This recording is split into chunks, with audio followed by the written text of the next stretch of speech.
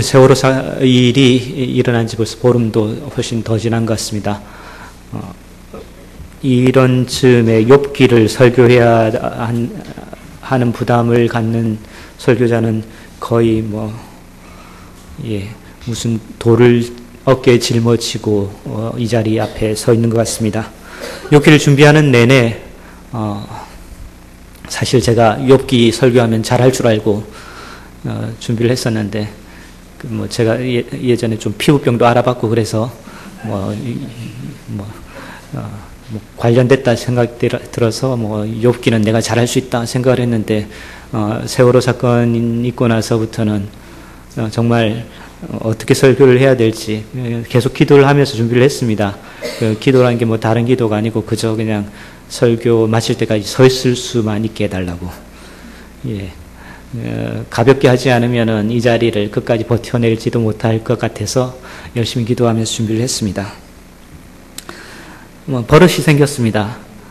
그냥 설교 준비하면서 얼마나 그냥 그 손가락이 저절로 그렇게 가는 것 같아요.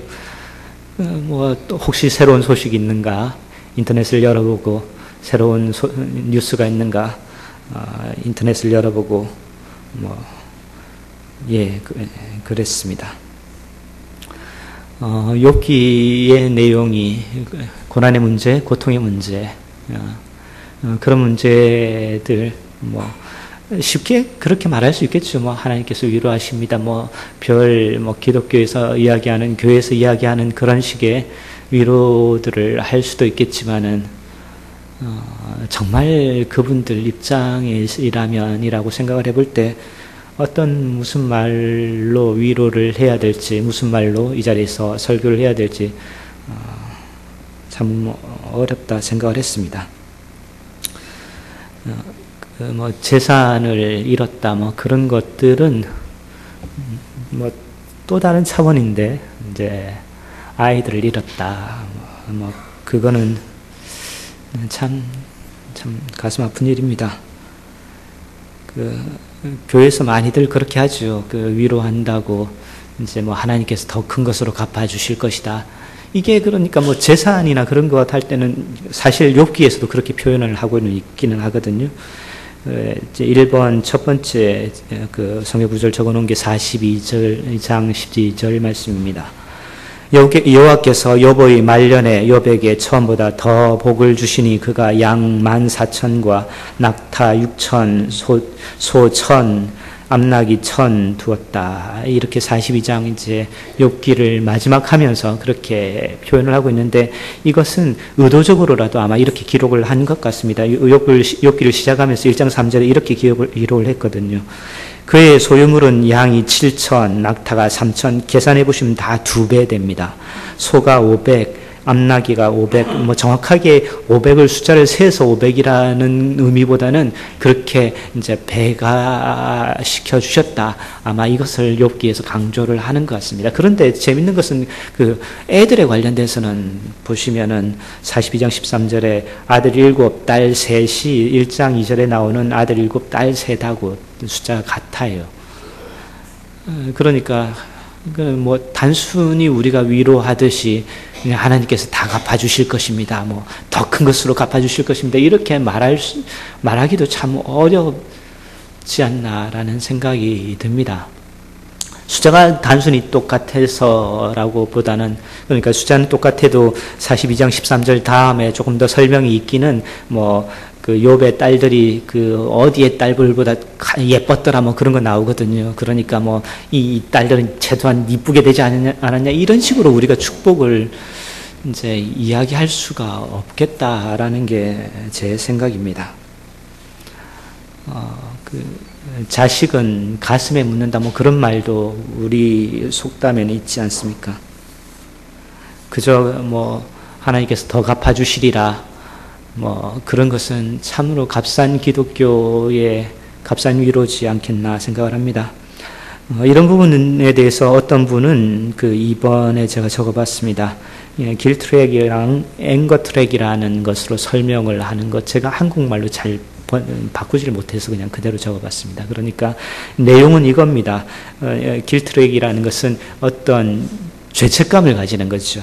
그리고 앵거 트랙이라는 것은 그 누구에게인가 화를 내고 싶은 것입니다. 우리가 읽었던 욥의 아내가 그렇게 하고 있지 않습니까? 욥의 아내가 욥에게 이제 그 뭐 기아장으로 피부를 긁고 있는 욥에게 찾아와서 뭐라고 이야기를 하죠? 그 하나님을 욕하고 막 죽어라 그렇게 이야기를 하잖아요. 그러니까 화를 내든지 옆에서 보기에도 답답하다는 거죠. 많은 이들이 특별히 그냥 이제 그 세속적인 그 바깥에 계신 분들은 어디에든가 화를 내고 싶은 대상들을 필요로 합니다.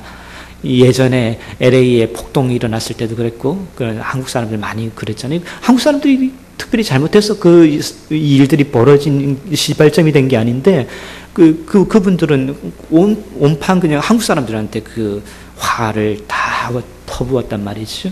어떤 화낼 대상들을 찾는 그런 방식으로 고통이 있을 때 반응하는 것들. 앵거 트랙이라고 누군가 설명을 하셨고, 또 다른 것은 죄책감을 가지는 거죠. 뭐 누가 잘못했냐, 내 죄인가. 요한복음 9장 1에 그런 말씀 있죠. 그 길 가다가 날 때부터 소경된 사람이, 눈먼 사람이 앉아 있는 것에 대해서 제자들이 예수님께 묻지 않습니까? 이 사람이 누구 죄 때문에 그러냐? 당장 이제 우리가 손쉽게 이야기하는 게 무슨 죄가 있어서 그런가? 누구 죄 때문인가? 날 때부터 소경된 사람이라는 것을 제자들도 알았던 것 같아요. 그러니까 그 부분에 대해서 지금 예수님께 묻고 있거든요. 날 때부터 소경된 사람이 언제 시간이 있어서 죄를 지을 수 있었기에 사람들이 이런 식으로 최소한 무슨 죄가 있었겠지라는 전제를 가지고 있는 거죠. 그러니까 자기 죄 때문입니까? 아니면 부모의 죄 때문입니까? 자기 죄 때문에 아니면 부모라도 누가 죄를 지어서 어떻게든 해결을 하고 싶은 사람들의 마음. 2장 우리가 읽었던 부분, 욥의 아내가 막 화내면서 하나님께 욕하고 죽으라고 한 그 뒤에 마지막 부분에 보면은 욥의 세 친구들이 나오잖아요.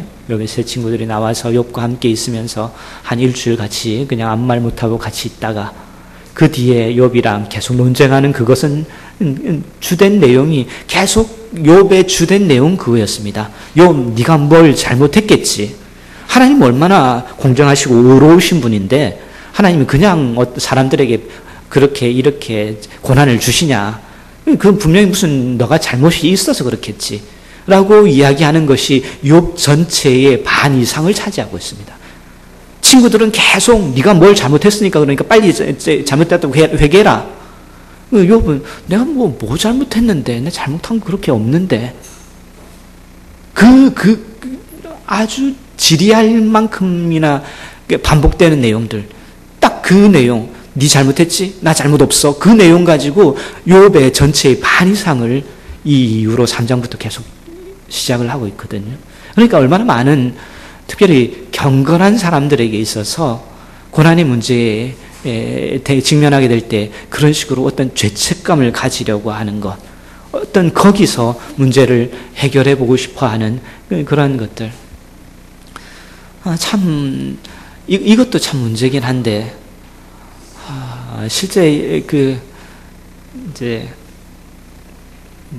저 안산에 나가 계신 분들, 진도에 나가 계신 분들이 그러시잖아요. 애들 생각하면은 뭐 밥도 못 먹고 잠도 못 자고 그렇게 하시잖아요. 뭔가 자기 책임이 있지 않을까 조금이라도 두려운 그 마음들 때문에.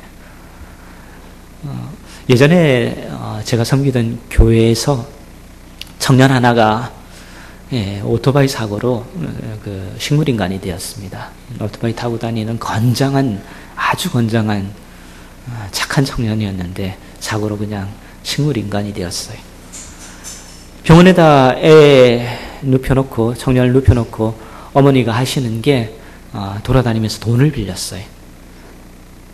애가 지금 이렇게 있는데 어머니밖에 없는데 어머니가 왜 그렇게 나가신다고 이제 우리가 대신 그 병실을 지키면서 간호하고 있는데 어머니는 계속 나가서 돈 빌리러 다니는 거예요.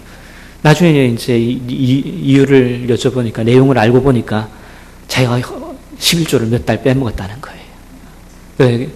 그거 어떻게든 해야 되겠다 싶어가지고 돈 빌리러 다녔다고.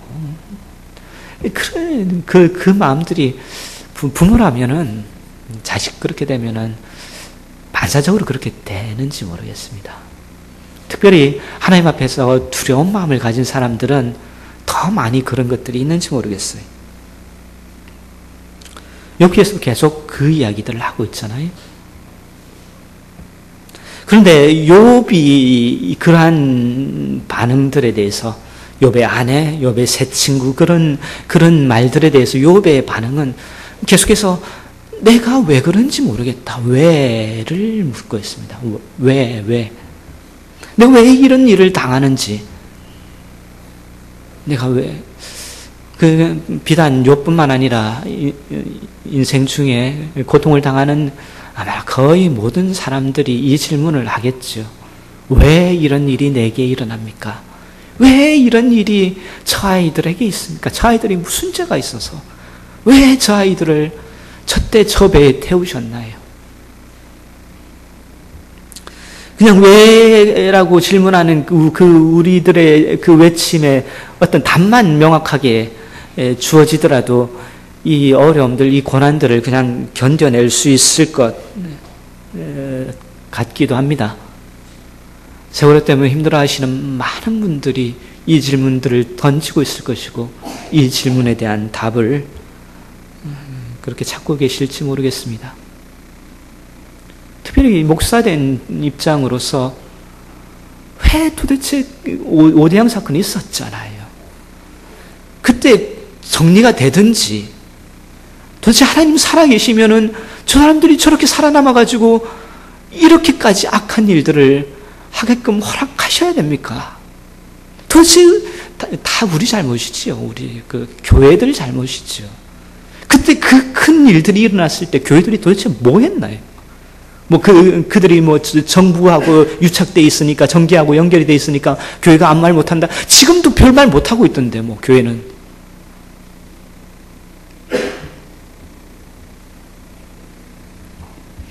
우리 교회가 지금 올해 영들을 분별하자 표어를 목사님 무슨 마음으로 지으셨는지 모르겠는데 시대를 꿰뚫는 통찰이라 아부를 해봅니다. 어떻게 이때 저 표현을 하셨어요? 지금 특별히 우리 대한민국, 이 한국 땅이 그런 거지 않습니까? 참으로 혼탁한 이때, 온갖 기독교란 이름의 십자가들은 걸려 있지만은, 온갖 이단이라고도 말할 수 없는 그냥 사이비 종교들이 교회란 탈을 쓰고 이름 쓰고 온갖 팽배해 있어가지고 다 뭉뚱거려서 바깥 사람들이 보기에 그냥 다 뭉뚱거려서 기독교인 그렇게 이야기하는 지금 이 시대에 참으로 이 시대가 영들을 분별해야 되는 시대에 맞겠다 생각을 해봅니다. 무늬만 그냥 기독교인 이때가 참된 신앙이 무엇인지 영적으로 혼탁한 이 시대에 지표를 세워야 되는 것, 우리 교회가 해야 되는 정말 중요한 일이라 생각을 합니다. 근데 영들 분별하자 그럴 때 꼭 사탄이 하는 일이 있죠. 밖에 우리가 어떤 일들을 하고자 할 땐 안에 문제를 일으켜가지고 지금 반년이 지났는데 같은 목사가 이렇게 이야기하면 안 되지만 하여튼 별로 한 것도 없는 것 같고 시간만 지내고 있는 것 같고 그 사이에 온갖 이단들은 세력을 그렇게나 키워가지고 요즘도 그런다면서요. 그쪽은 무슨 집회 있으면 수만 명이 모인다면서요. 그렇게 세력들을 키워가고 정통 기독교라고 하는 교회들은 새 속에 그냥 기독신앙에 물들어서 이제는 그쪽이나 우리나 별반 차이 없어져 버리는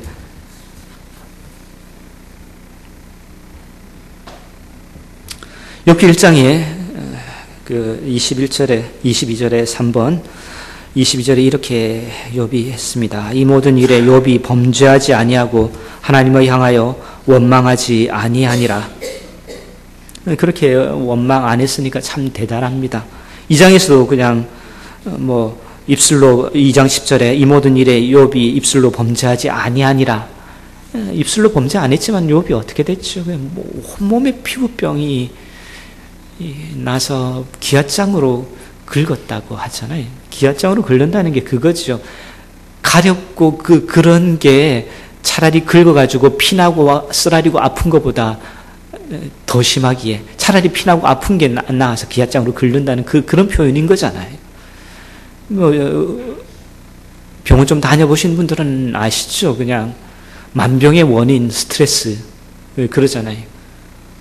물론 여기서 이제 칼빈이 말하는 가까운 원인, 먼 원인, 먼 원인으로 하나님께서 사단이 와서 말할 때 허락하셔서 먼 원인으로 허락하셔서지만은 이제 조금 더 가까운 원인으로 사탄이 이제 이제 몸을 치겠다 그렇게 치라고 했으니까 그렇지만은 좀 더 가까운 원인으로 욥 가슴 속에 마음 속에 있었던 그 고통과 아픔들을 조금 여기서 특별히 피부병이라는 데서 조금 보셨으면 좋겠다 생각을 합니다.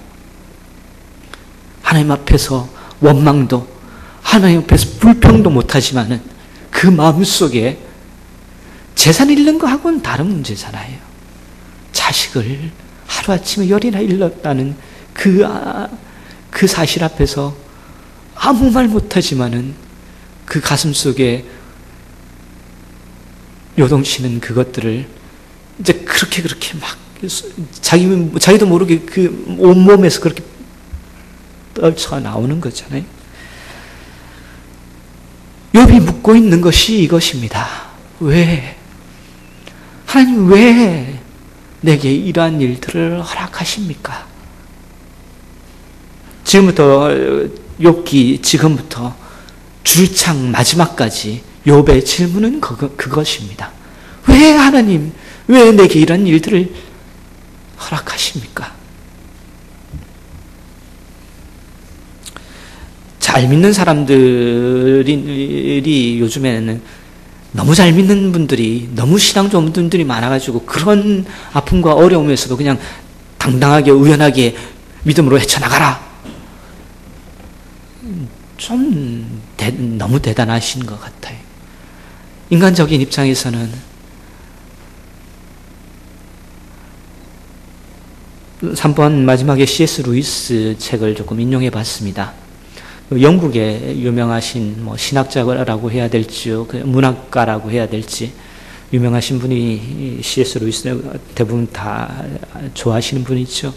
그분 쓴 책 중에서 헤아려 본 슬픔이라는 책이 있습니다. 제가 책 별로 안 읽기 때문에 몇 권 안 읽어봤는데 그 중에서 제일 좋은 책이라 생각을 합니다. 일단 작거든요, 양이. 몇 페이지 안 됩니다. 그냥 앉아서 몇 시간 만에 다 볼 수 있는 아주 짧은 책. 너무 좋은 책이라 생각이 됩니다. 거기에 이런 표현을 루이스가 쓰고 있습니다. 오 하나님, 하나님이시여, 제가 다시 껍질 속으로 기어서 돌아갈 운명이라면, 그 속으로 빨려 들어갈 운명이라면 왜 이 피조물을 그 껍질에서 나오도록 애써 끌어내셨나이까? 이 책이 어떻게 지어졌냐면은 C.S. 루이스가 말년에 결혼을 하거든요. 한 50 넘게 혼자 살았어요. 계속 독신으로 살고 있다가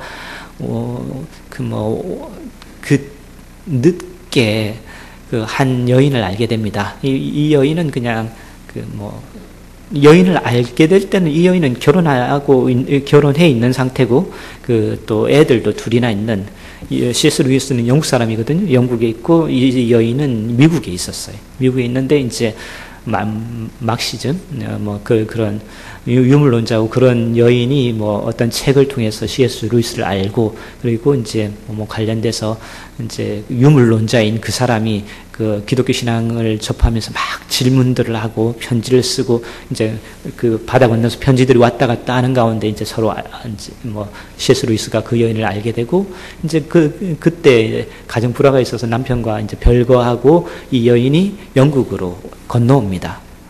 건너와서 이제 생활을 하는 중에 이제 영국에서는 외국인이잖아요. 미국 사람이니까. 외국인이니까 비자가 이제 만료가 돼서 이제 나가라 그랬는데 이 여인은 돌아가기 싫은 거예요. 그냥 영국에 있고 싶은 거예요.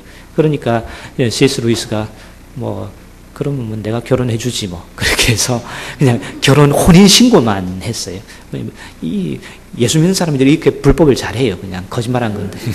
혼인 신고해서 이제 그렇게 결혼식도 안 하고 혼인 신고만 일단 했습니다. 그런데 그해 가을에 이 여인이 암에 걸려요. 그 전까지 눈치챘는지 못 챘는지 모르겠는데 그해 가을에 10월쯤에 암에 걸립니다. 암에 걸린 그 여인과 이제 그 다음에 봄에 C.S. 루이스가 결혼을 합니다. 결혼할 때 C.S. 루이스가 58세 그렇게 되거든요. 할아버지라고 말하면 안 되죠. 58세 돼서 그때까지 독신으로 있다가 그때 결혼을 합니다. 이제 그 암이란 선고를 받았을 때 이미 몇 달 못 산다 그랬거든요. 그러니까 10월이고 3월이니까 이제 거의 인생 끝났다고 생각되는 그 즈음에 C.S. 루이스가 그것도 병실에서 결혼식을 합니다. 그런데 살았어요. 그리고 몇 달 못 산다고 하던 그 여인이 그리고 3년이나 더 살았습니다. 대단한 일이죠. 그러고 돌아가셨어요. 그러고 나서 쓴 글인데 얼마나 구구절절히 아파하며 고통스러워하며 하나님께 대들며 제가 좋은 책이라고 해가지고 내용을 보면은 그 유익하다 그런 거 하나도 없어요. 처음부터 끝까지 하나님께 원망하면서 울부짖는 그 감정들 그대로 글로 어떻게 그렇게 잘 표현해내면서 그 화를 내는지 글 전반에 있어서 뒤에 마지막에 조금 더 돌아오긴 한데 거의 글 전반에 있어서 화내며 울부짖는 것으로 그 글들을 쓰고 있습니다. 몇 달 못 산다는 사람이 3년이나 살았으면 잘 됐다 그래야지 싶을 그런 상황 가운데서 C.S. 루이스는 그렇게 울부짖는 것이 어쩌면 진실된 사람, 참 진실된 인생의 모습을 그대로 표현하고 있지 않나라는 생각들을 가져보게 된 점에서 저는 그 책을 참 귀하다 생각을 합니다. 예수님 그러셨습니다. 예수님 십자가에 달리셨을 때 몇 마디 안 하셨잖아요. 얼마나 많이 하셨는지 모르겠는데 우리가 알고 있는 거 다 합쳐가지고 그냥 7마디. 그래서 가상칠환 그렇게 제목도 달아놓고 그렇게 합니다. 그 중에서 한 말씀 그렇게 하시지요. 4번 첫 번째 인용해봤습니다. 마태복음 27장 46절입니다. 제9시쯤에 예수께서 크게 소리질러 이르시되 엘리 엘리 라마 사박다니 하시니 이는 곧 나의 하나님 어찌하여 나를 버리셨나이까 하는 뜻이라. 하나님 예수님께서 몰랐나요? 예수님께서 어느 날 갑자기 십자가 져야 된다. 너 내일 아침에 십자가 져. 그렇게 해서 갑자기 일어나서 그 다음날 십자가 지신 거 아니잖아요. 오실 때 그 일을 위해서 오셨잖아요. 인생 허락하신 30여 년의 기간 동안 이 세상 가운데 계시는 내내 그 일들을 준비하시면서 계셨잖아요. 그러신 예수님께서 십자가 위에서 그 말씀하고 계신다고 해요. 우리 표현으로 어찌하여 나를 버리셨나이까 그러니까 조금 다른데 영어 표현으로서는 why를 묻고 있다고요. why는 인생 모든 사람들에게 있어서 공통된 질문인 것 같아요. 그러니까 영어로도 why고 한국말로도 왜잖아요. why 왜.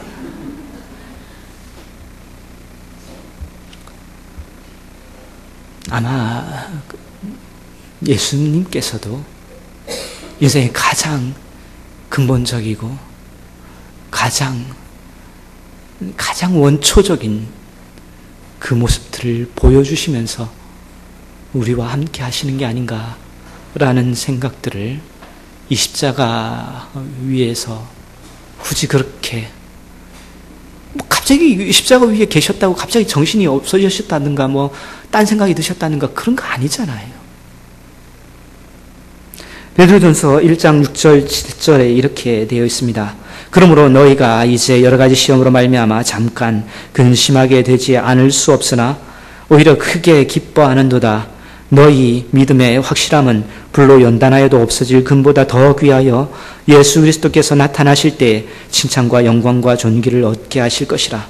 사랑하는 자들은 너희를 연단하려고 오는 불시험을 이상한 일 당하는 것 같이 이상히 여기지 말고, 성경에서 말하는 많은 시험에 관련된 말씀들 중에서 베드로 말씀들이 가장 요약적으로 잘 설명이 되어 있다고 생각이 됩니다. 거기서 시험에 대해서 불시험이라고 이야기를 합니다. 그 불시험이 너희들에게 오는 것에 대해서 이상하게 여기지 말라. 그냥 그건 당연한 거다. 너희들은 예수 믿는 사람이기 때문에 너희들에게 불시험 있는 것 당연한 일이다. 받아들이라 라고 이야기하는 그 말씀들, 특별히 오늘 우리가 욥기를 읽고 있는 이 말씀과 연결이 된다 싶어서 베드로전서 말씀을 이렇게 기록해 봤습니다. 욥기에서 우리가 너무 잘 아는 말씀, 이 말씀 있죠? 23장 10절 말씀. 그러나 내가 가는 길을 그가 아시나니 그가 나를 단련하시는 후에는 내가 순금같이 되어 나오리라. 왜 또 갑자기 순금이 되는지 모르겠는데, 정금이든 순금이든 이 말씀, 불로 연단해서 금을 뽑아내는 그 불시험, 욥기의 말씀과 바로 연결되고 있지 않습니까? 시험이 불 같다고 해서 불시험이라고 하고, 우리가 시험 당할 즈음에 우리가 불 가운데 지나는 것 같은 그런 어려움과 고통이 있다고 해서 불시험이라고 표현한 것. 근데 역사 가운데 실제 불 가운데 들어가신 분들이 있잖아요. 다니엘의 세 친구, 그분들은 실제로 불 가운데 들어갔어요. 그렇죠? 불 가운데 들어간 그 부분에 있어서 그들이 주께서 그리 아니하실지라도 그런 말씀도 중요하긴 하지만, 오늘 제가 더 보고 싶은 것은 불 가운데 들어갔을 때 이 14절 25절 말씀에 이렇게 되어 있습니다. 그때 느부갓네살 왕이 놀라 급히 일어나서 모사들에게 물어 이르되 우리가 결박하여 불 가운데 던진 자는 세 사람이 아니었더냐. 그들이 왕에게 대답하여 이르되 왕이여 올소이다 하더라. 왕이 또 말하여 이르되 내가 보니 결박되지 아니한 네 사람이 불 가운데로 다니는데 상하지도 아니하였고 그 넷째의 모양은 신들의 아들과 같도다. 무슨 말이죠? 불 가운데 4명이 있대요. 한 사람은 어디서 생긴 거죠? 왕이 볼 때 신들의 아들 같다고 표현을 하고 있어요. 구약에 현현하신 예수 그리스도 성자 하나님께서 그 불 가운데 그들과 함께 계셨습니다. 그러고 나서 이제 느부갓네살 왕이 놀래가지고 그 사드락 메삭 아벳느고를 불러내죠. 불러내는데 세 사람이 나오거든요. 그러면은 그분은 나오셨을까요? 그냥 거기 계속 계실까요? 성경에 나오셨다 안 나오셨다 표현이 없으니까 잘 모르겠지만은, 제가 하나 믿는 것은, 제가 하나 아는 것은 그 불 가운데서 우리들을 동일하게 만나 주실 것이라 믿습니다.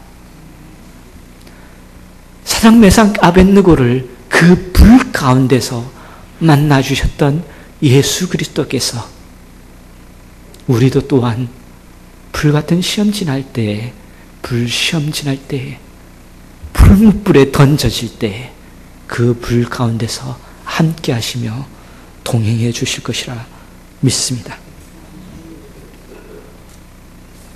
지금 불같은 시험들을 지나고 계시는 그분들도 주께서 함께 하실 것이라 강력히 믿습니다. 그래야 됩니다.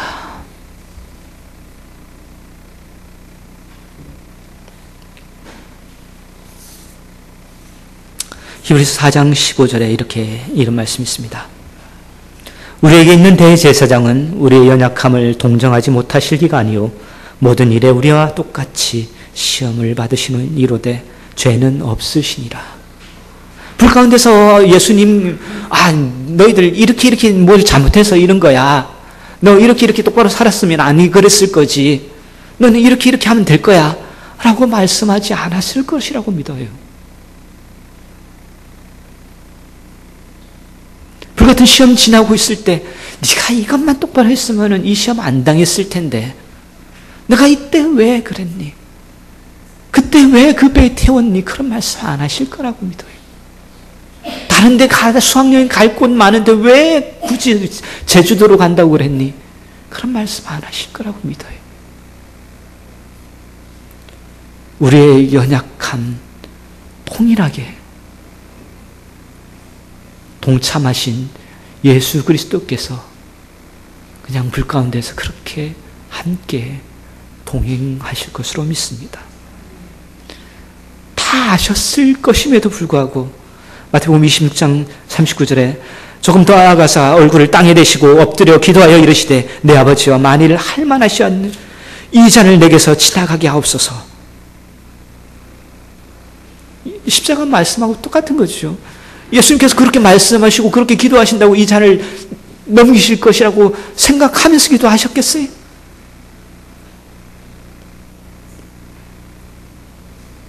예수님께서 인생의 가장 원초적인, 가장 연약하고 가장 아픈 우리들의 모습을 그대로 동참하고 계시는 모습이라 생각을 합니다. 왜 욥뿐만 아니라 오고는 모든 세대들 가운데서 많은 이들이 고통 중에 있는 수많은 인생들이 질문하는 왜 하나님, 왜 하나님? 그 질문에 예수 그리스도께서도 똑같이 동참하십니다. 재밌는 것은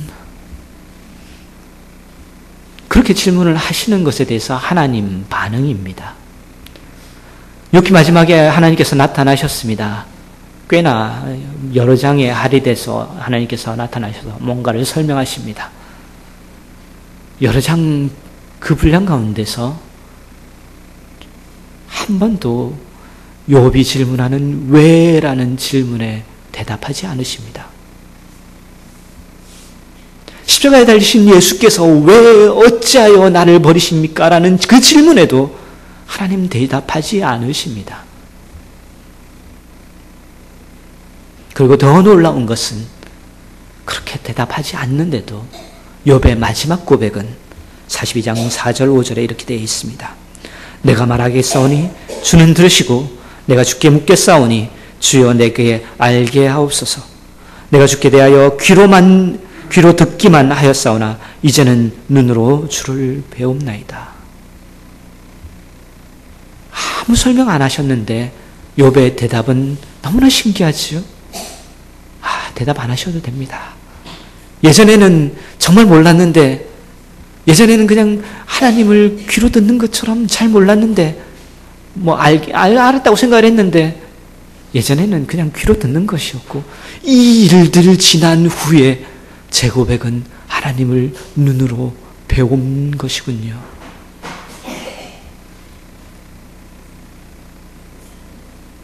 고난이 없으면은 그 고백 없었을 욥에게 있어서 고난을 지난 후에 고난 가운데 수없이 질문했던 왜라는 질문에 아무런 대답, 설명 없음에도 불구하고 그 고난 지난 후에 욥의 고백은 이런 고백이 나옵니다.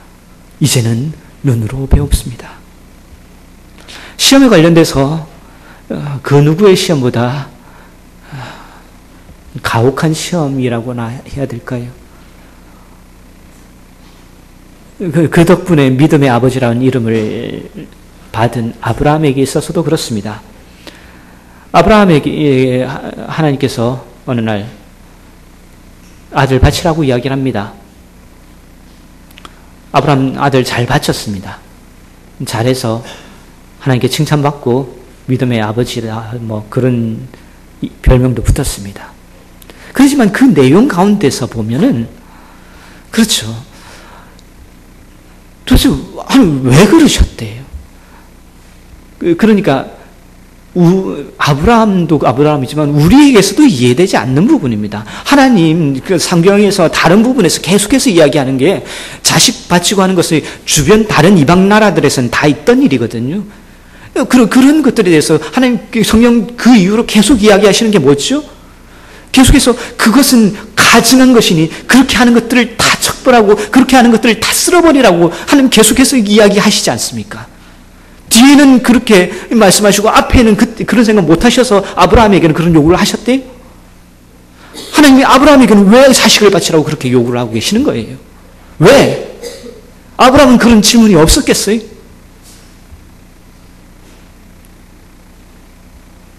차마 입으로 대놓고 아브라함은 그런 질문 못했죠. 저도 이렇게 말하면서 겁나기도 한데. 창세기 22장 12절에 이렇게 되어 있습니다. 사자가 이르시되 그 아이에게 내 손을 대지 말라. 그에게 아무 일도 하지 말라. 내가 내 아들 내 독자까지도 내게 아끼지 아니하였으니 내가 이제야 내가 하나님을 경외하는 줄을 아노라. 그러면서 그 뒤에 축복의 말씀들이 이어지거든요. 그렇지만은 계속해서 왜에 대한 설명은 없잖아요.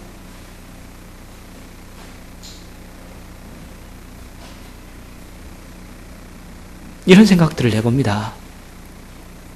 시간 많이 지난 후에 아브라함이 예수 그리스도를 봅니다. 시간 많이 지난 후에 예수께서 십자가에 달리셔서 인생의 죄를 대신하시는 것을 지켜봅니다. 아브라함도 욥도 아무 설명 듣지 못했던 그때의 일을 그 십자가 아래에서 그들은 이 고백들을 할 것 같습니다. 참으로 하나님 아들, 하나님 독생자까지라도 우리를 위해 그렇게 아끼지 아니하였으니 이제 정말 진짜로 주께서 우리를 사랑하시는 줄 압니다. 참으로 고통 가운데 있는 분들에게 뭐라 위로해라 누가 이야기할까 봐 겁납니다. 그냥 목사들 입장에서 같이 십자가 아래로 가자고 그 말밖에는 못하겠습니다.